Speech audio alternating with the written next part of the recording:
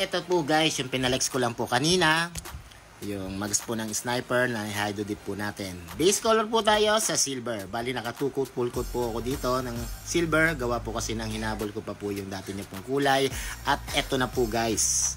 Nag base color po tayo sa candy red. Ganun lang po naman po talaga guys. Pag kayo magpipintura po ng candy red, base color lang po kayo sa silver. Para lumabas po yung tunay na pagka candy po niya.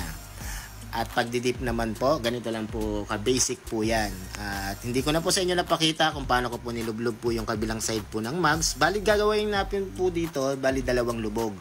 Yan, umpisa na po natin yung pag-activate. Sa pag-activate nga pala po mga guys, wag po kayong mag-under at mag-over activator. Kasi pag nagawa nyo po yung under, alam nyo na po yung mangyayari dyan. Lolobo po yan na maliliit. Yung mga hindi kinapitan po na, hindi kumapit na mga film. At ito po guys, base sa nakita nyo guys, medyo inuna ko yung sa kanang parte. Dahan-dahan ko po siya nilubog. At nilubog ko po siya lahat. Base sa nakikita nyo mga guys, so sa kabilang side, nalublob na natin. Pero nilubog ko po siya lahat. Pero hindi naman po talaga kakapit naman po yung nilubog po natin na film dun sa kabilang side. Kasi pag hinugasan po natin yan guys, matatanggal po yan.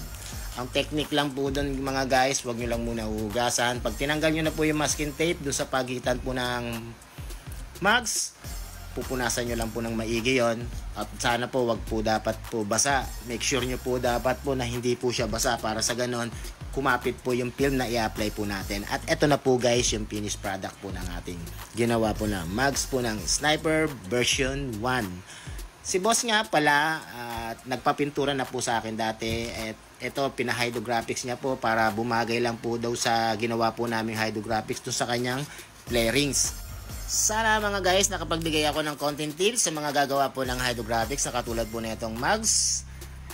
At maraming pong salamat sa lahat po ng aking followers, viewers. Maraming salamat po sa walang sawang sumusuporta po lagi po sa akin. Maraming pong salamat po talaga at gagawin ko pa po yung pinaka the best na ating mga project at sana yung mga iba suportahan din po ako sa aking Facebook page at sa aking YouTube channel. Muli maraming pong salamat. Kita-kits na lang po tayo mga guys sa next kong project. Bye bye!